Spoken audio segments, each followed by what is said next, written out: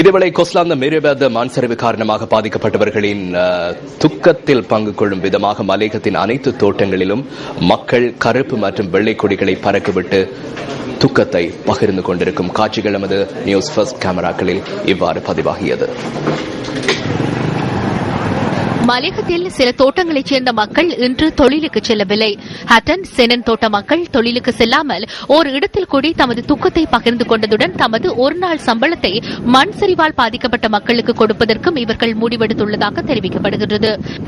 Shannon GT பிரிவை சேர்ந்த பொதுமக்கள் ஒருநாள் வேலை நிறுத்த அனுதாபத்துடன் மீண்டும் ஒருநாள் சம்பளத்தினை அவர்களுக்கு தந்து உதவும் நாங்கள் இந்த அனுதாபத்தினை தெரிவிக்கின்றோம். எங்களுடைய உடன்பிறப்புக்காக இதை நாங்கள் செய்திருக்கோம். அதனால் எங்களுக்காக அவ்வளவு பேரும் இணைந்து இதை செயல்பட வேண்டும் என்று. மேலும் மலையக நகரங்களில் கருப்பு மற்றும் வெள்ளை கொடிகள் பறக்கவிடப்பட்டுள்ளதையும் காணக்கூடியதாக உள்ளது.